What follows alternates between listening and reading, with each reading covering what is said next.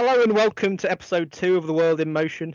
This week we're going to be discussing topics close to each of our hearts. We're going to be discussing each of our favourite games of all time, be that the most exceptional result or just the most enjoyable experience. That is each to their own, I think, on that one. Quickly, we're going to discuss the coronavirus and football first. But after that, we'll move swiftly on to each of our favourite footballing games. And just to kick us off, Rob Brinkley's going to tell us a little bit about what he's been up to, or more likely not been up to, after the last couple of weeks.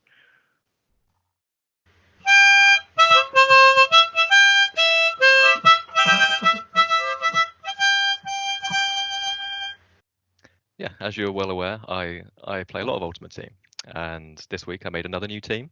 Haven't quite got all the players yet, but it's another concept squad to go and add to the list. I'm working towards some of the SBC players. For those of you that play Ultimate Team, you know what I mean. For those that don't, it could mean SBC anything. could mean Squad literally building anything. challenges. I've got no Correct. idea. Yeah, Correct, I'm about to tuck into a bit of FIFA 20. I got it for Christmas, haven't opened it yet, so I'll be joining you in that later. Yeah, I'm completing the libsud grind at the moment. For those of you in the know. Literally no idea what you're talking about, and I love it. Oh yeah.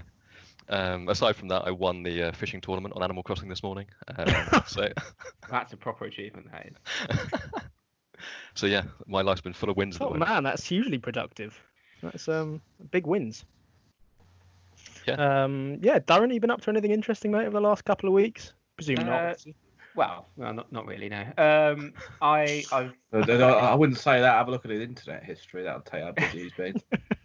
I've got a Might got a have cut headset that now, a bit, but so yeah, I've got a headset now, so you might be able to hear me a bit better than last week. I've been getting my sporting fix through virtual races. I watched the virtual horse racing Grand Prix, the virtual Grand National. I can't believe last you weekend. actually watched it. Was it was any great. good? It was surprisingly all right, actually. They had the Race of Champions first, which Red Rum unsurprisingly won, and then the sort of this year's version straight after. It was quite interesting, actually. were any of them virtually shot after virtually falling at the virtual fences? And turned into blue. No, sadly not. And also, they've been doing some virtual Grand Prix in F1. So I've been watching some of those. They have sort of proper drivers, and they have a sort of sim set up at home, which they can drive on. And Well, Ben Stokes was in it. he was absolutely terrible. Really? It was He came dreadful, hard. yeah. Well, so they got people from like different sports and things to basically play a video Generally game. motorsport. So it was a mixture of people. So you had a couple of Formula One drivers in there. There were a couple of sports car drivers, and there were a couple of we call professional gamers who obviously that's a job now. Rob Brinkley. Yeah, exactly. Yeah. Who obviously were quite good, and then you had a couple of other sort of random celebrities. Ben Stokes is of course one of them. It's pretty good, actually. Does So they're good fun, and if you need a sporting fix, I'd highly recommend, because I know we're all suffering from withdrawal symptoms at the moment. Yeah. They had indeed. that the FIFA 20 Ultimate Team, or the one that La Liga players. They all had a tournament. Each team in La Liga nominated a player from their team, and they played against each other. And Marco Asensio won. Yeah, I saw that. He So, beat some player from Leganes in the final. Yeah, apparently that's all he does in his spare time, because he doesn't actually get to play for I was Real going to Madrid. say, does he actually play for them that much? Because it begs the question if he's that He's good been at injured, FIFA. hasn't he? He's been injured for about 9 months or something like that. And did he do his cruise ship? So fair play to him. Got to say, fair play to him. Good player. On FIFA at least. Joe, any baking for you this week? Yeah, I made a Cornish pasty. Did you? Yeah, it was all right, I had a prawn Yeah. salad earlier. That was nice. Good. Been tucking into some Planet Zoo on PC. Just built myself a pygmy hippopotamus enclosure, which is a real hit with the crowds. Yeah. It's a very good animal, that. Though. Unfortunately, all my greater flamingos died of starvation, but you can't please everyone. You can't win them all, Joe. You can't win them So all. I've been doing that. It's sort of like a cultural success of the Zoo Tycoon I played when I was 6. Yeah, that was a good game. Actually, seems I've got worse at it over the years. So doing that, read a bit of Franz Kafka, which is Bloody hell, really? right. Yeah, it's good, some good books in there, good stories, and that was all right.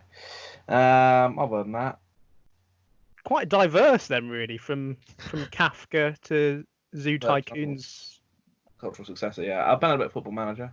Signed a left winger from Brazil called Walmir. It promises to be the next big thing. Walmir. Have you seen Diogo Jota has been playing Football Manager as Telford? Yeah, I saw that. Saw that on I like Jota. He's got. He's fair on my game. It's 2029. He's just signed from Arsenal from AS Monaco. He's 32. In the transfer that I'm in currently, which is obviously a promising one. So yeah, that's going well. We're progressing nicely. We're in the Premier League now, which is where we want to be as a club. Yeah, well, that's good news, certainly. So other than that, really, just sort of plodding along. Yeah, good man.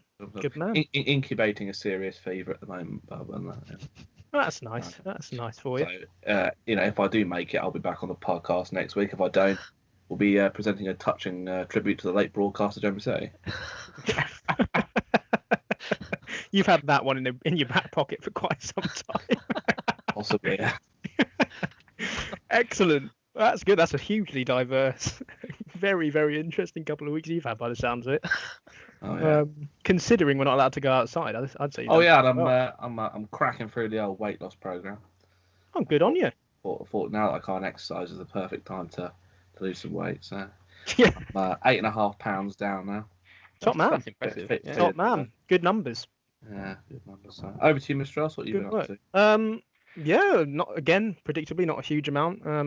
Following on from the seafood lunch theme, I had some crab pate. That was quite nice. I like crab. Yeah. Yeah, it's nice. Very nice. Not hugely interesting topic of discussion, I admit. But... I had some excellent crab in a seafood shack in West Mersey over the winter. I don't know if you've ever been there. I presume it might be the same restaurant, but there's a really lovely seafood restaurant down there. They export near the oyster place. Exactly, the oyster place, and they export their oysters to places like Barcelona out of interest. Yeah, absolutely. They're quite well renowned, aren't they? In the same way that Tiptree Jam is quite well renowned. Yeah, I went there as well actually recently. Yeah, good place. I hope not too recently. No, obviously, Rob. So I thought sod the lockdown. I need some preserves. Other than that, mate, I've been getting my sporting fix from watching The Test on Amazon Prime. Oh, is that the England cricket? It's the Australia cricket one, and it's seriously. I've only just watched the first episode, but quite interesting about their decline after the ball tampering scandal and how Justin Lang has come in and kind of galvanised them, and he seems like he's really steering them in the right direction. It's a good watch. It is a good watch. Fair, if you look at their two, it's a lovely bunch of lads. David Warner, Steve Smith, Mitchell Stark. They're all lovely boys. They're nice fellas, yeah. Nice fellas. They're not complete twats in any way. We're not having them on the show, are we? At least they've got the right values, Joe. Just being brutish and nasty is what you need. It's a gentleman's game. That's why you were so good at it, wasn't it? Yeah, I'm a gentleman, mate. Gentleman. The other thing that's really been occupying me, I took a bit of a leaf out of Rob's book with his Animal Crossing. I've been deep back into Pokemon on my DS. Oh, Pokemon. Which one? So, not what to be honest, it's one that I almost forgot I had. It's not one of the old ones. Leaf Green, Diamond and Pearl? Much newer. So I gave up DS, as you would when I became, a man. When I became a man, aged 12. Yesterday, sort of thing. But I didn't play much DS over sixth form or uni. And then after university, we went on holiday to the US, and we're in the biggest Walmart I've ever, which was essentially the biggest supermarket I've ever seen. And they had 2DS on half price, and 2DSs were one of the consoles that sold unbelievably poorly because it was just the 3DS, but reverted back to not having 3D. Was that a flat one that didn't fold? I've actually got it here. It's just like a flat tablet. It's pretty pointless and disgusting. Nintendo did really string out the DS because it had the DS, and you had the DS Lite, Then you had the DS XL, which came with appalling graphics. Yeah, Then terrible. you had the 3DS, which made my eyes have a seizure. I hated that. Or feel like it. Because you used to flick a switch and it used to go. Blah, blah, blah. Exactly, and the 3D And then you wasn't had very the good 2DS. either.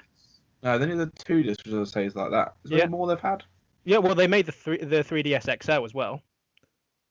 I think they might be. I think they might be taking the Mickey. And then obviously they came out with the Wii U, which is one of the all-time bloody awful hell. consoles.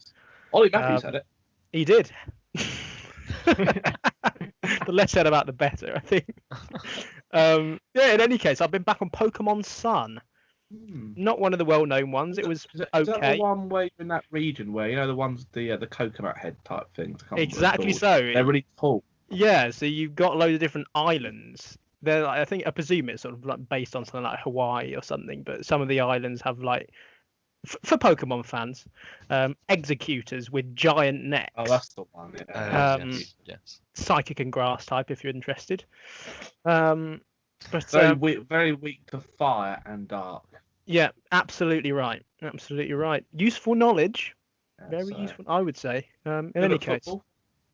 executors probably, I would suspect not, but long neck might be useful for being in goal, more body parts. Good up front. I'll Good tell you headers. what though, if you wanted a sort of target man Pokemon, Peter Crouch, executor. sort of executor with the long neck, knock the ball down, play it on something like a Cubone or something like that, little man in behind. A Lionel Messi, a Cubone. Yeah, Yeah. goal. Goal. I was thinking about what would be good in goal. I initially thought Machamp with 4 arms. I was but also thinking- incredibly slow. I was thinking Snorlax. Just park him in front of the goal. Or Wailord. Wailord. Wailord could just crush the goal.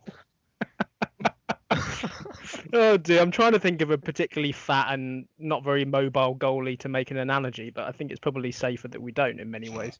Yeah, guys are on the show in a few weeks. We can't compare a keeper to a Wailord. Anyway, right. Well, I suppose that concludes what we've been up to in some respects. Oh dear.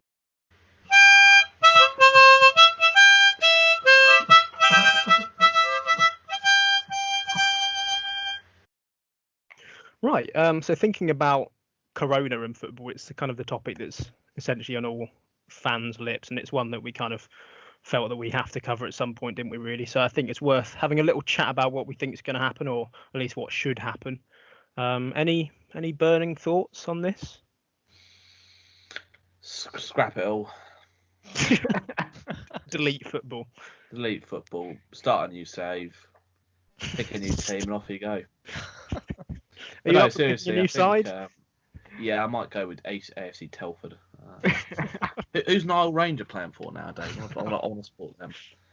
I think they were doing this. I think, but for me, I don't think that we can finish the season or award anything based on is it 8 games to go, 8 games to go? I think 9 games to go. I think you're going to have to call the season null and void. Now, the reason I say that is not necessarily because so much of the Premier League, but actually because if you award Liverpool a title, then surely you're going to have to award the Championship, League One, League Two, and so on down.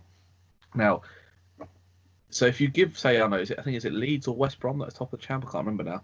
If you award one of them the title, which you'll have to if you award Liverpool a title, one of them's going to, them and probably the team next to them are going to have to come up automatically.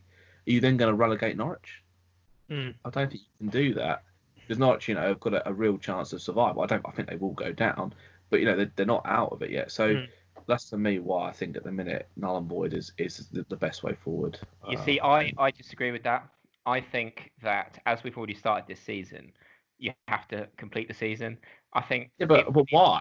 Like, what happened in 1939? Did that? I don't know. I don't actually know. There must have been some seasons in 39, 40, 41, 15, 16, 17 that must have been.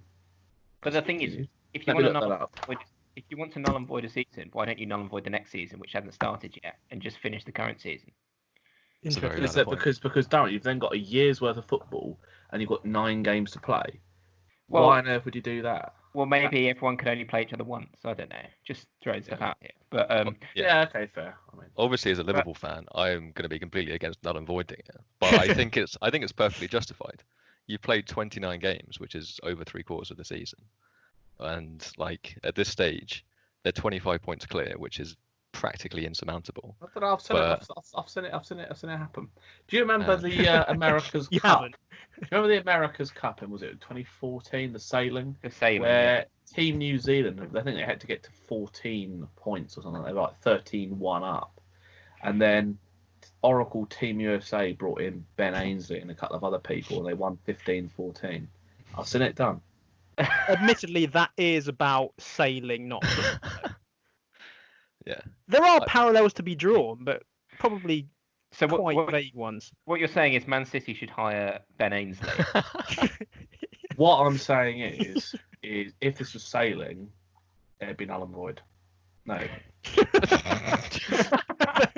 I think at this point, not only are you confused about what you've just said, but everyone really involved in this whole process is pretty lost. But I quite liked it. I quite liked it. It's a nice little piece. I think it does come down to money in a respect, because obviously, say you did just end the season now, Man United would miss out on the Champions League, which is obviously a lot of income. But then at the same time, Bournemouth would be relegated because they've got a goal difference worse than Watford by 1 goal. Yeah. You draw those lines. Even if you award league, so say for example you did award a league title, I think you could feasibly award a league title in the Premier League. What you cannot do and must not do is relegate teams at the moment. That would be so unfair to relegate teams, because you know, if there was a team like Derby in 2008 that were like 20 points off the back, well, maybe fair enough. But none. I mean, I think is it Norwich off the bottom a little bit, but they're not much, definitely going down. So you know they're going to lose so much revenue from going down. I think you're right to bring up money, Rob and Joe, just because I don't like it. It's a separate point. I think how much money is in football. It's too much money. Blah blah blah. That is a separate point. But whichever way you cut it, money in the Premier League these days, and for the Championship and all our leagues, matters. And you can't go relegating or promoting clubs. The one that I've seen suggested that would potentially sort of help is award Liverpool the league title. No one goes down. You then have 2 teams come up, the 2 automatic promotion places come up, so Leeds and West Brom, I think it is. And then for the next 2 seasons, 4 teams go down rather than 3. Yeah, I've seen stuff like that too. Fair, because I think, you know, if I don't know if Leeds United every year look like they're going to go up and then bottle it, it would be really unfair, but also quite amusing if they actually looked like they were going to go up this year. Yeah. You know, I think you're right. I think potentially having a season or two where the number of teams in the league is slightly different, although on the face of it might seem a bit crazy because it hasn't happened probably since 1945 or whatever. It was the initial, the original Premier League when it was first incepted was 22 teams. Was it? Yeah, I just think it wouldn't be that crazy in the grand scheme of things to add another couple of teams or whatever, and I think it would at least go some distance to resolving some of the issues regarding cash. And maybe the thing to do is to say to have those 22 teams and maybe get rid of FA Cup replays for the season, get rid of the Carabao Cup 2-leg semi-final, maybe see if something could be done with UEFA. UEFA, to trim down the number of Europa League games or Champions League games. Maybe some compromise can be found there, or maybe again we have a situation where the Premier League clubs enter the cups at a later stage. I don't know. I think it could work. How do we feel about behind closed doors? Because I thought about it a little bit, and in some ways I'm against it because obviously football is a spectator sport by definition, but if they're able to start gradually doing a couple of games behind closed doors and get them done, well, if possible, before the end of June when contracts and things expire, that'll be a bit far-fetched. But if they can get the league finished, it's only 9 games or so to go. If they can do it over the summer, I think I'd potentially be in favour of it just to uphold the integrity of the competition and fulfil broadcast obligations and things like that. I don't know, it just might make things simpler in the long term if they can by any means get it done. So the idea that Gary Neville floated, which I thought was very interesting, not necessarily highly feasible, but very interesting, was that he suggested that they have a festival of football, if you like. So maybe 2 weeks, 3 weeks. At a hub, the hub suggested was the Midlands. So potentially, you play at the Hawthorns, St Andrews, Villa Park, etc. All quite close proximity. Maybe Walsall's ground as well. Wolverhampton's obviously Molineux. my part of the world. And over the course of those 3 weeks, all 20 teams play their 9 games.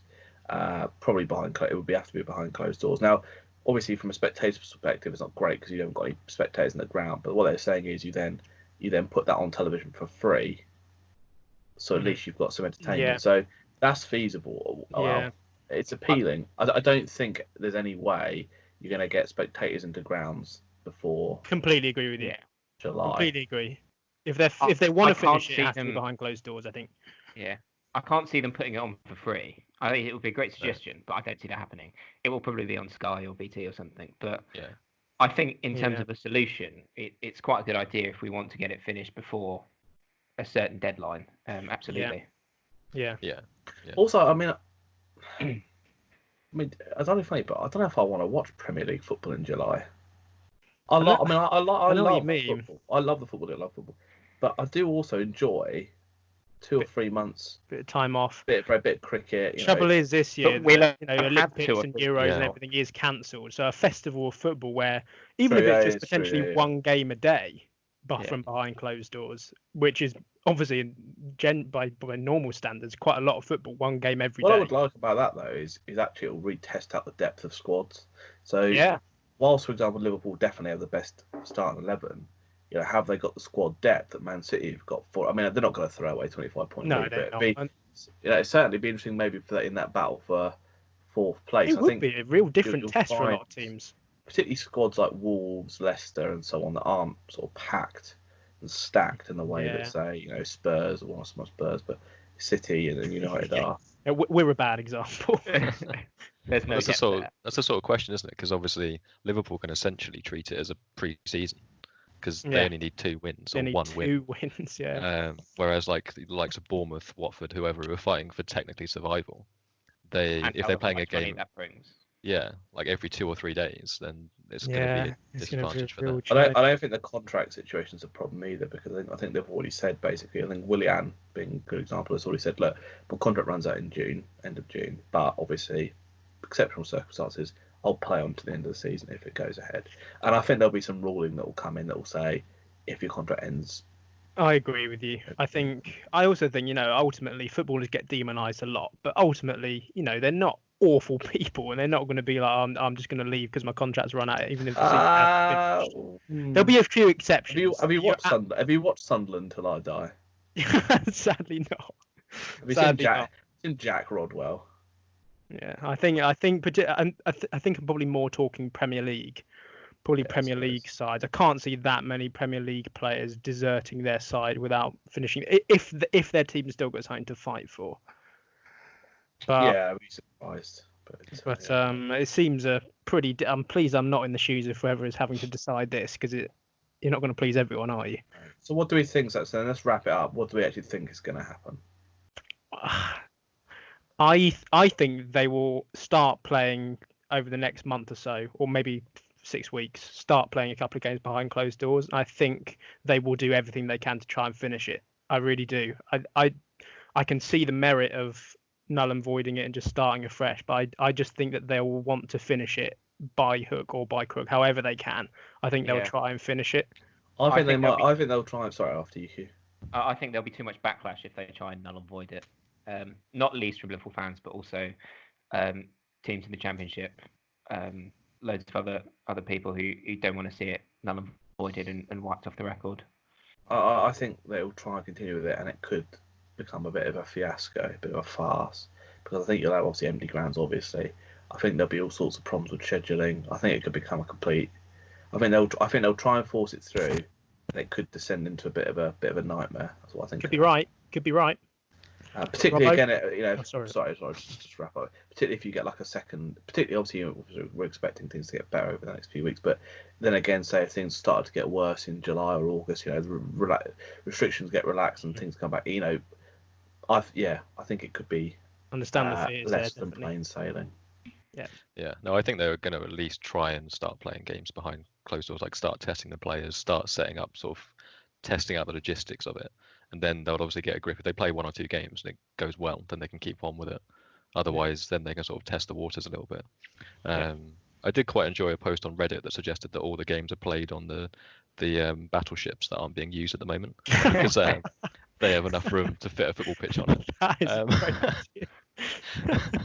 You might have a bit of trouble retrieving the balls, I think. Yeah. Whoever kicks it off has to go and swim and get the Yeah, ball thank back. God Emil Heskey doesn't play anymore. Oh dear. They do actually have cranes on aircraft carriers that are designed to collect aircraft that overshoot the runway.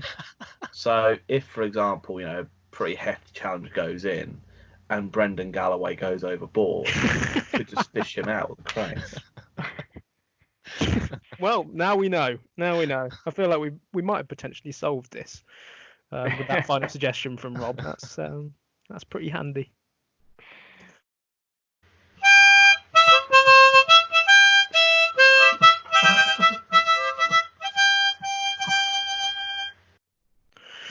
Right, well, moving on to the meat of the podcast, I suppose, as they say in the trade.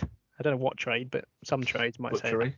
Could be butchery, yeah. I think, we'll kick off now. We'll kick off with Rob, who's going to tell us a little bit about his favourite game of all time. There's no guessing what it might be, I suppose, but we might have the suspicions. You go ahead, Rob. Well, I think as a Liverpool fan, I've kind of been spoiled for choice in recent times, with the Barcelona beating them 4-0 last year.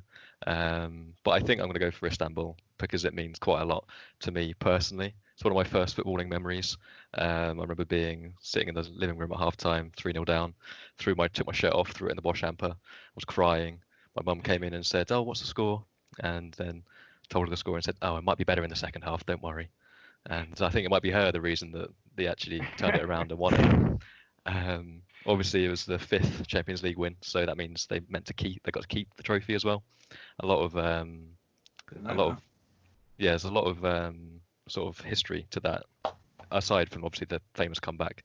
2 massively unmatched teams, arguably the greatest AC Milan team they've seen in a long time, against a team of relative misfits. And Liverpool were absolutely dreadful for the entire game, aside from those 6 minutes where they scored 3 goals. With Gerrard's dive, he dived for that penalty. It was a definite dive. There was no contact. There was absolutely no contact. But yeah, I think the absolute elation and watching through extra time and seeing Jerzy Dudek make that double save from Shevchenko, where he just stands up and the ball hits him on the shoulder and he has no idea where the ball is. It's just, I think it was meant to be. Someone looked over him that night. But yeah, I think that for me is the greatest game I remember watching. Yeah. I do think that point you make about the AC Milan team is quite valid, because the starting 11 for that side was absolutely ridiculous. Yeah, very strong. And equally, I was going to say, I actually think that Liverpool side that won it that year, on paper, is possibly the weakest side to have ever won the Champions League. Bar maybe that Chelsea team actually that beat Bayern Munich, which had Ryan Bertrand as a flying left winger, and Jose Basungwa anchoring the defence. Well, they had all their players were suspended, weren't they? And injured, yeah. That's true. Yeah. I mean, a great measure of talent in a team is whether they have an icon card in FIFA Ultimate Team, and 8 of that starting 11 do. So, God's sake, Rob. And Steve Finnan? Oh no, he didn't quite make it. Steve Finnan, he does not. I think it's interesting, right? We thought you'd beat that game, but it's quite nice that your best game, the best game you've ever seen, is one of your earliest memories, and obviously that coincides with the fact that it's an unbelievable comeback and it's a crap side against a really good one, whatever. But it's quite nice that it's kind of one of your founding memories of football. Whereas, as we'll kind of discover, particularly in my case, mine is the complete opposite to that. Plastic fan. Plastic fan of it's those sort of memories that actually allow you to fall in love with the game anyway. So I remember the game as well. Actually, I've got an interesting story about how I watched the game. So I was actually on holiday in Dives-sur-Mer in Normandy, which I believe you've been to as well, Hugh. I think so, yeah. Yeah. So I was in a holiday park in Dives-sur-Mer in Normandy, and we'd gone for the cheaper option, which didn't have a television. So me and my dad watching the game through his binoculars on someone else's television. What was your dad doing with the binoculars before? I taken him for, I think, bird watching. Sure. I believe you. It's down by the Leicester, and so we're watching it on Sunday. I remember got to half time 3-0. I think we packed the binoculars away and said, "Well, it's a done deal." That is unbelievable. And obviously, because this is the days before internet, I'm pretty sure it wasn't until we got home about a week later that I found out Liverpool had actually won the game. I didn't have, on holiday abroad. Didn't have a smartphone. 2005. How old would we have been? About 10. Maybe I saw a newspaper in Bayer or somewhere like that. But other than that, probably didn't know till I got home that Liverpool won. Amazing. That is a great story. I like that. I like it. Yeah. Oh, lovely. But iconic game. Really. Iconic game. I mean, possibly the greatest final. Well, I mean that or Spurs Liverpool 1-0.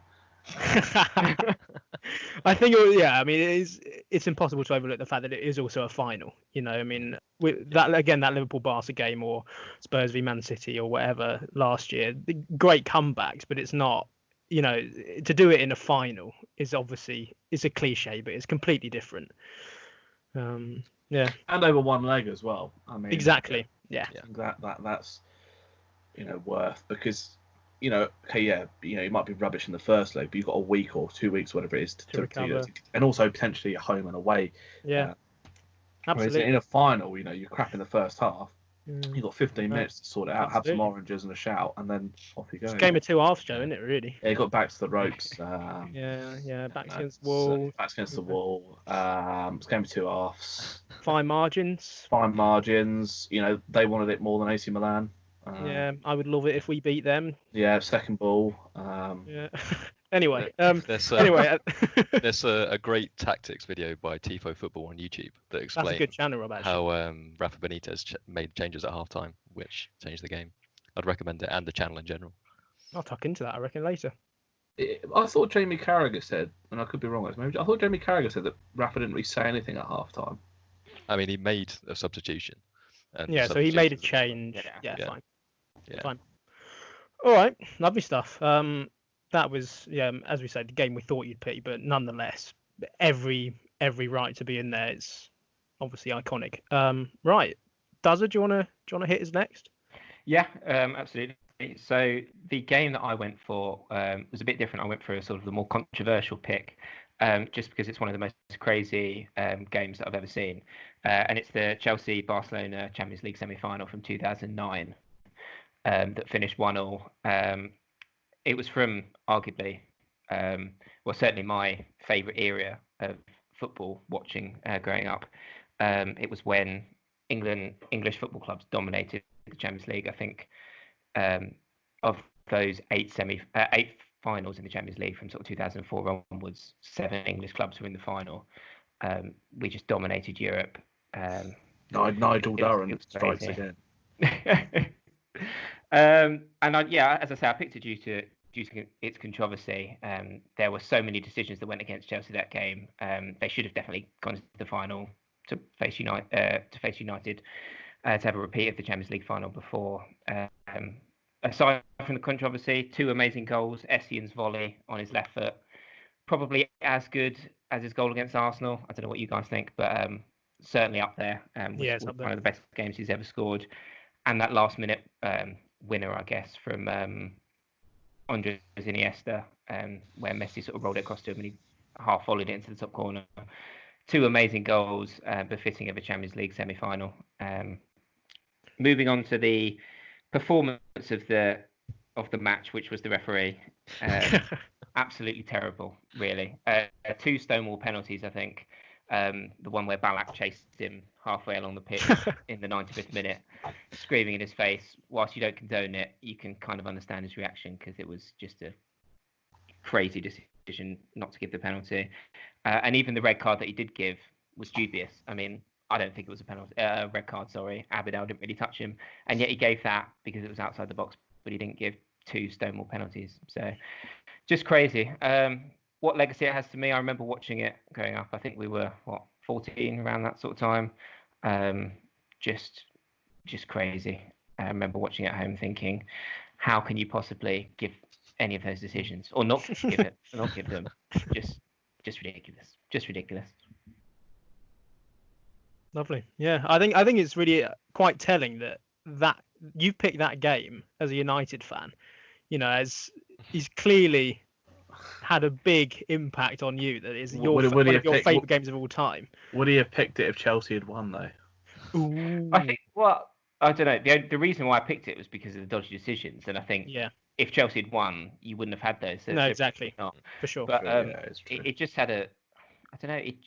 It just seemed to have a game shocker. that I often sort of go back to and watch the highlights and think, Yeah. what happened? Mainly because of Drogba's reaction in the post-match interview, and even players like Cech, who you consider to be sort of quite laid back, having a massive rant at the ref. Just it's just the shock factor of it all. And obviously that Barcelona team went on to dominate Europe afterwards as well, with Messi, Xavi, and Iniesta. And that Chelsea took them the whole way.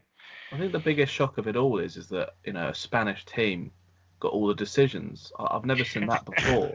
God's sake. And it's not like the Spanish teams to dive and roll around on the floor either. I've never seen that before either. So yeah, I feel a little bit sorry for Chelsea. Such a cynical man.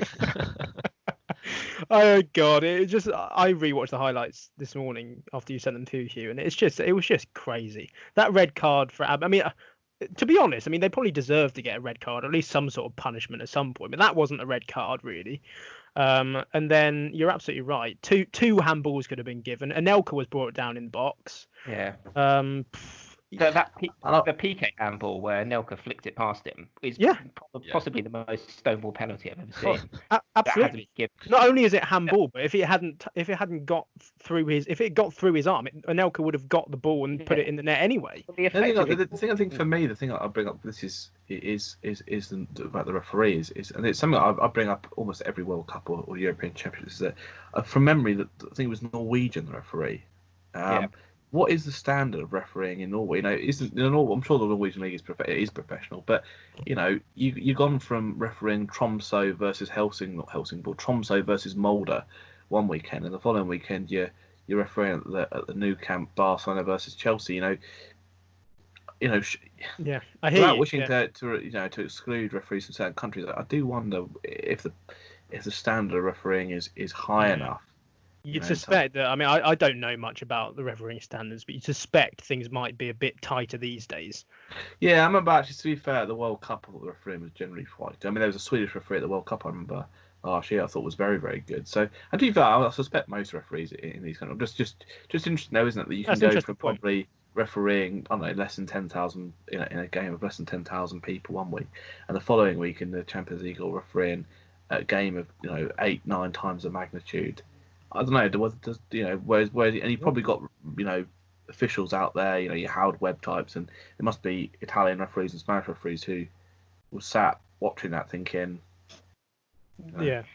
But then the English club sides are constantly in the Champions League finals, and our referees are not of that great standard, if we're being honest. So.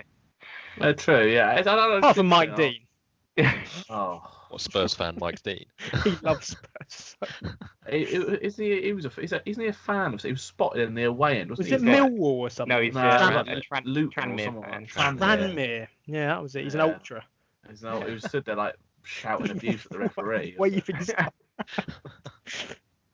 No, it's just interesting. I'm not saying either one. I just sort of positing it as an idea, whether if you're going from a sort of lower level professional game to then possibly the biggest game in football, second biggest game in football, does that make things more difficult? I don't know. Just an idea, really. Interesting point. Yeah. Right. Do you want to hit us with your favourite game of all time, Joe?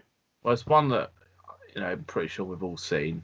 Obvious choice, really, which is for me as a Queen's Park Rangers man. It's when we beat Steve McLaren's Derby in the playoff final in 2014, 1-0. One for the purists. They did quite literally have our backs to the wall for 90.5 minutes.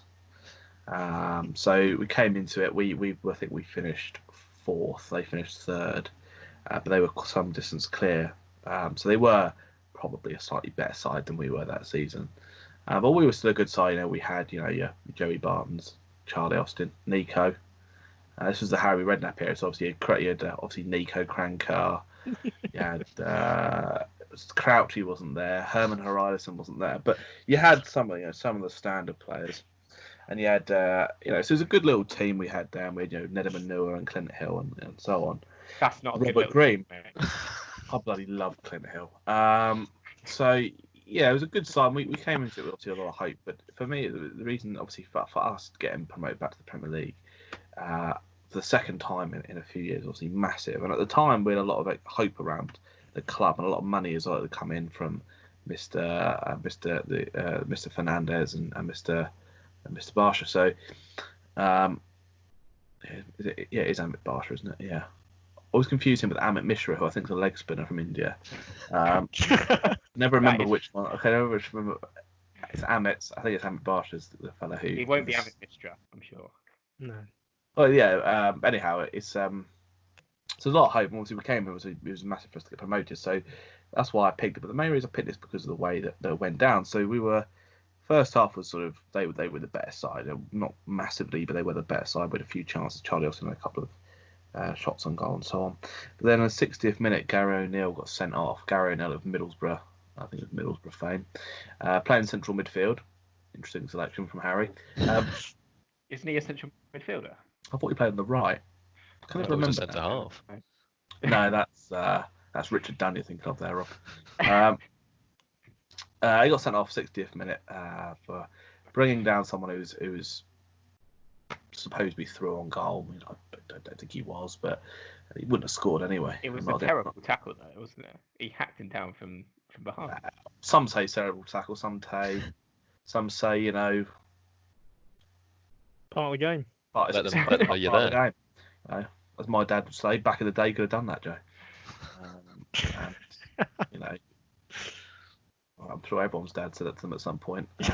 Yeah. Back in the day, you could have tackled from behind and so on. So, but yeah, so it was sent off. Went down to 10 men, and from there on, but it was a barrage really of shots. We had, I think Russell Martin, not Chris Martin. He's from New Zealand's famous number 11 batsman. Russell Martin. It is Chris Martin. What is Russell Martin? It's fairly certain it's Chris Martin. It's the same as the Coldplay singer. Yeah. Whoever it was. Okay, Martin hit the post. We had a couple of another good. Green pulled off one unbelievable stop as well. Well, a number of unbelievable stops. One particular sticks in the memory.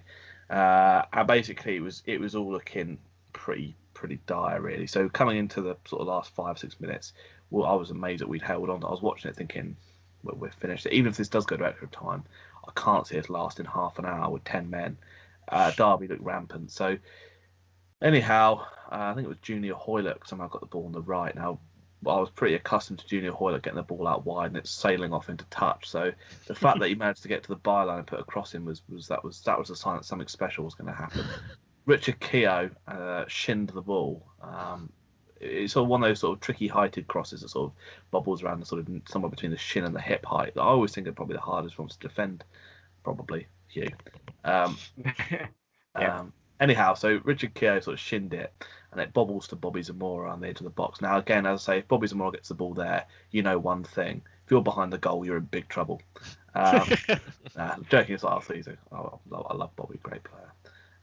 Ball comes out and he just absolutely cracks it into the corner, and unbelievable scenes. In fact, it was borderline miracle, really, because I can't swear how much we were under the cosh for the preceding 30 minutes. Yeah. So then, literally out of nowhere, for that to happen, bobble bang, 2 minutes, I think it was the 91st minute or 90 and a half minute, and just jubilant celebrations. Scenes. He come off the bench as well, which because we had obviously Charlie Austin and then Nico in behind, and he came on. I think it was for Nico. Wonderful game, and obviously, as I say, the rest was history. We went on to the Premier League. We developed, we won it, and then we won the Champions League. With Chris Sandler at the back. And now we find ourselves losing to Preston most weekends. But it was a good game. Playing Preston a lot in that case. Yeah, we're playing Preston a lot. Yeah, good. Well, I mean, that's obviously a classic for you. It's quite a nice one for your particular memories. It's quite nice to have one that the other three of us probably. I mean, I remember watching some of the game, but wouldn't have been able to tell you much about it. So it's quite nice to have one of those on the list. I think the the playoffs in general in the Championship provide so much excitement, don't they? Certainly in recent years, you've had the Watford-Leicester game, that was crazy finish. class. You've Yeah, had the sick. Dean Windass volley for Hull, as well as obviously this That one. is such a Durrant thing to say. It was a great finish, Was it Dean Windass who went broke?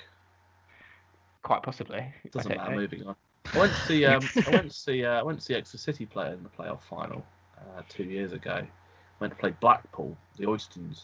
Blackpool. So none of the Blackpool fans turned up in protest of the Oysters. This is the League Two playoff final, and it was in Wembley. There's probably about 4, 5, 6,000 Exeter City fans have travelled, which, given their home ground has a capacity of probably about, I think it's 4,500, was pretty impressive. Went all that way, about 4 hours in the car. Lost 2-1. Oh, nice. Well, you can't win them all, Joe. That's I right. think it was Nathan Delfinazo, formerly of Aston Villa reserves, who sunk them. What a guy!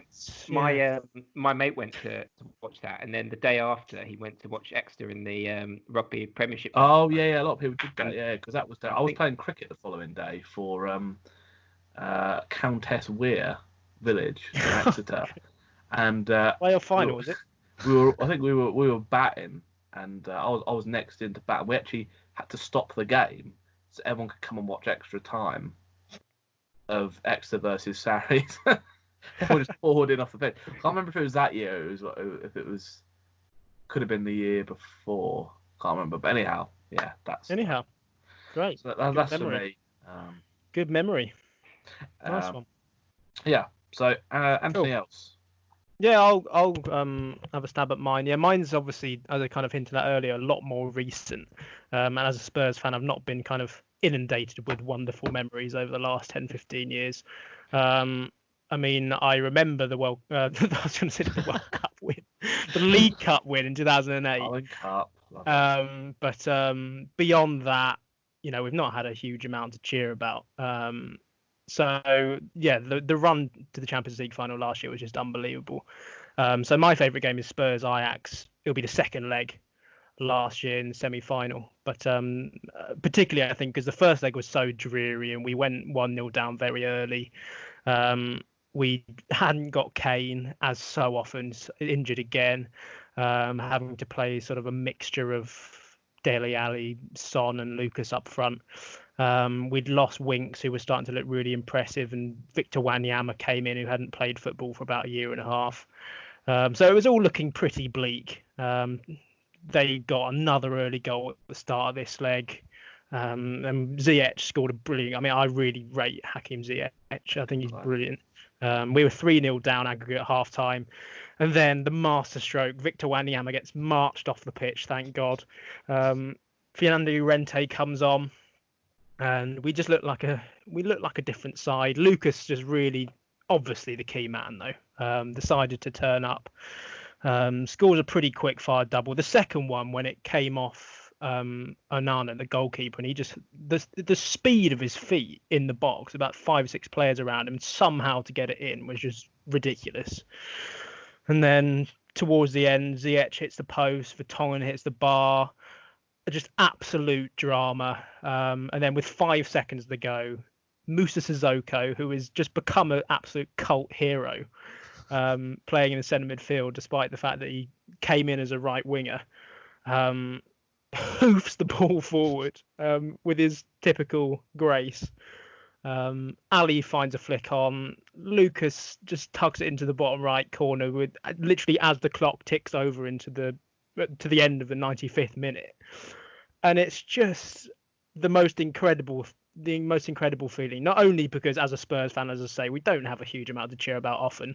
So it's quite nice to see sort of the culmination of the last couple of years, good performances actually getting us to a Champions League final, but also just I was there with a mate of ours, Sam, in the pub, and it just in London, and it just erupted, and it was just Spurs don't win anything. I mean, obviously we lost in the final anyway, so it means nothing, but we don't win anything, and to have that go our way, and also on the back of Liverpool having done something similar the day before, like the whole euphoria around that game and Champions League in that period was just mental. So I mean, that is a pretty standout choice for me. I didn't have I mean, Bale tearing apart Inter early on in the decade was up there, but You did once beat Arsenal and make a DVD out of it, so could have like that one.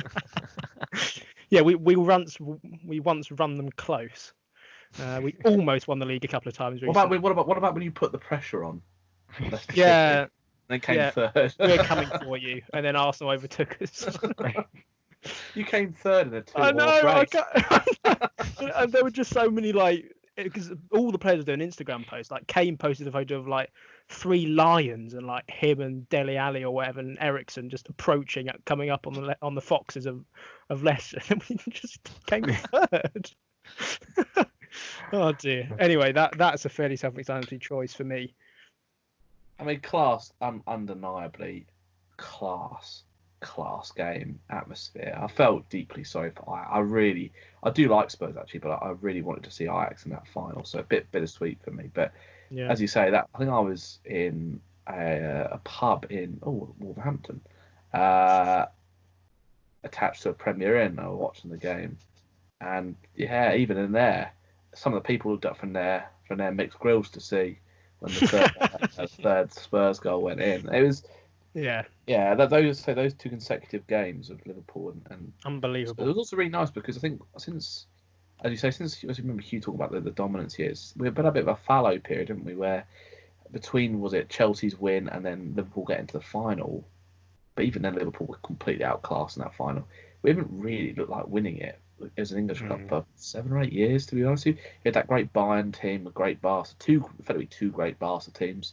You know, the Iniesta Xavi one, and obviously the MSN one, Real Madrid, Juventus, and we've not really looked like winning it. And so for all of a sudden there to be a final between 2 English teams, I thought was wonderful. Absolutely right.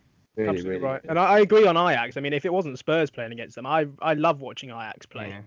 I wonder if Ajax had made the final, maybe it would have been a bit of a better spectacle, because it was the most dreary game. It was torrid, honestly. Like that, conceding that penalty after what was it? I was still at the bar getting my beer. So I think it was a harsh handball as well. That penalty. It's. I obviously think it was harsh. I think on the other side of the coin, I think looking at it, it blatantly hits his arm. He was pointing. He was pointing. I don't know. In any case, I probably shouldn't get into those sort of demons. I'm slightly surprised you didn't choose that as your favourite game, actually, given the spectacle of it. But no, I think that after watching the highlights of that Ajax Spurs game this morning, I think the sheer number of actual other chances as well, rather than just the goals, it was just end to end the entire game. There were God knows. I mean, the second half when Spurs decided to play, posts were hit 2 or 3 times. Vertonghen hit the bar. Gazzaniga made several brilliant saves. I mean, Lloris made several brilliant saves. And then, it was just great. I mean, to be honest, I still watch those highlights, and every time a Lucas goal goes in, I'm on my feet. Honestly, it's just goosebumps. It's honestly just incredible. For me, I don't know how Spurs could have gone one better than they did against Manchester City in the round before, but somehow they managed it. In terms of drama levels, it was just crazy. Yeah. And then, as you say, sadly disappointed in the final. But I'm surprised you didn't pick the City. I actually thought that was a better game. Yeah, I think for me, the decision. I mean, City game was incredible. For me, the decision was just that it's a semi-final, and I was in the pub with my mates rather than sat on my own with my family at home watching it. It was just the overall atmosphere. Do you know where I watched the Spurs Man City one? In France? No, I watched it in Beefheads in Wolverhampton as well. Was it? Was it really? Yes. Was it? But I suppose that concludes that. Shall we? Just a couple of sort of more general. I was interested to see that none of us picked an international game. Yeah, I think I suppose what you're driving at is that the other game we talked about, Missetti, was Germany versus Brazil. Yeah, a complete rout. I mean, we were in the pub, myself, I think it was AJ Snooks, live and direct, and Will Thurwell, I think, producer extraordinaire. And we were sat in Wetherspoons. I think they had the screens up, or they had the projector up. Yeah, the projectors and things. And we were watching it. I think it was that summer that we'd just finished school. We had it. 2014. remember watching it and the atmosphere being like nothing I've ever seen. People just laughing. We were It was hysterical. surreal. It was fourth. I think it was when the fourth one went in. I think there was 3 goals in about 3 minutes, wasn't there? Where Yeah.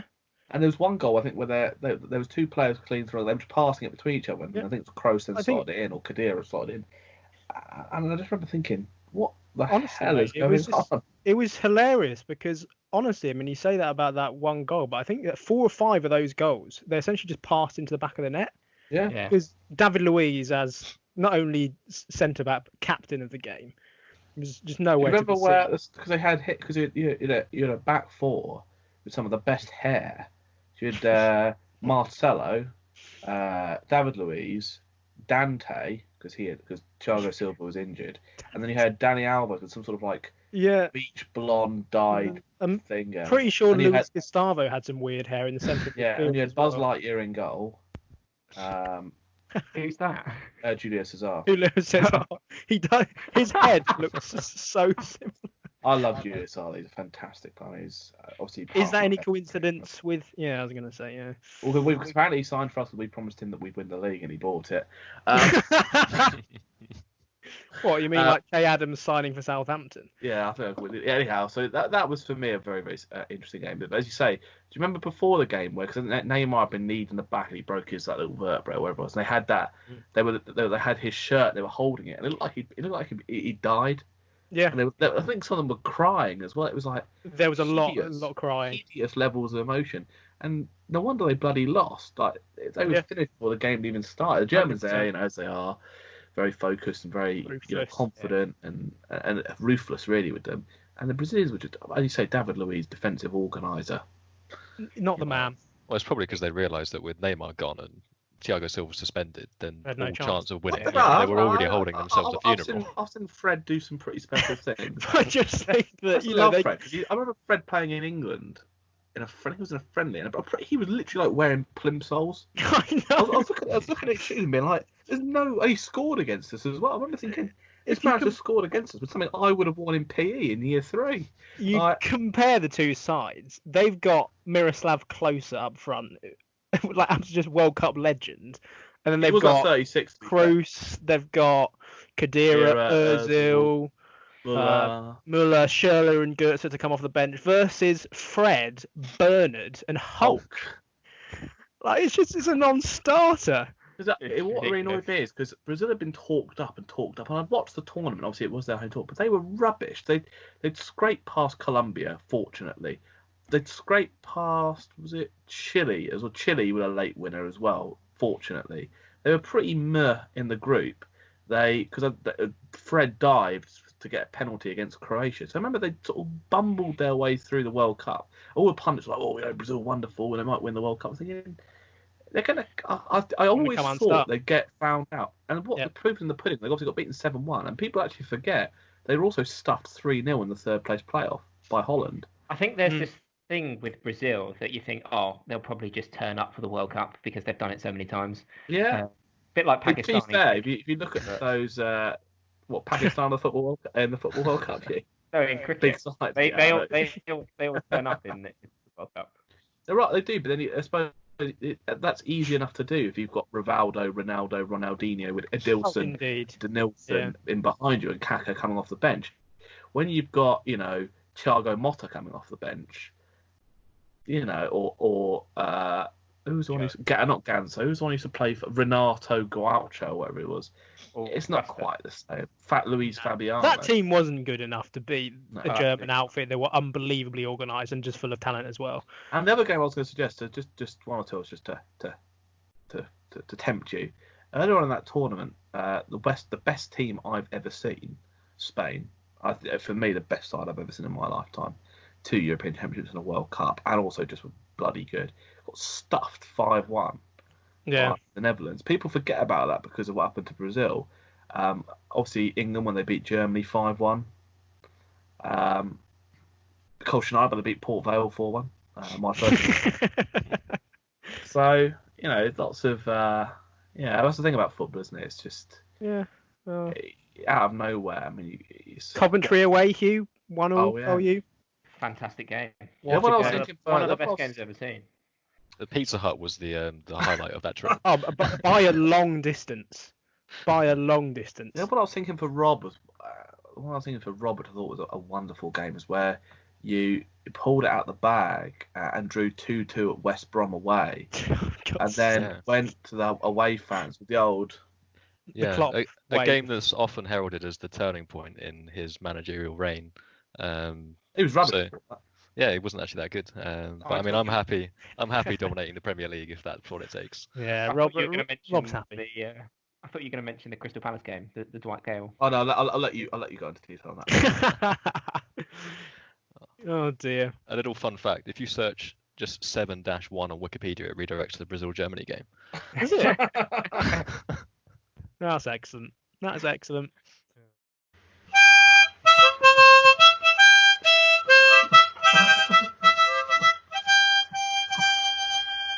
Just before we wrap up, Hugh, how are things looking over in Stats Corner? Yes, very good, thank you. So, Stats Corner this weekend, I've tried to link it again to what we've discussed previously. So, the quiz question for this week, I think you all enjoyed last week's one, relates to Bobby Zamora. As previously. So Mr. Zamora of 2014 final fame is one of only 2 Premier League players to score a penalty with both of their feet. My question to you is, who is the other player? Santi Cazorla. It isn't, no.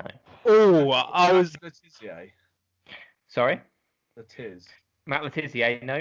Not Matt Letizia. Rob, Santi Cazorla would have been my guess. I thought you'd got it first go. Adam Lallana? It's not, no. It's not Eden Hazard, is it, or something like that? No, it's actually someone who I probably wouldn't have guessed. He's from a while back. Well, is he from a country? Would that narrow it down too much? Probably, yes. Is he from a country? No, sorry. Is he from a specific? I'd say if it's Jamaican, then Jason Yule. It's not Jason Yule, no.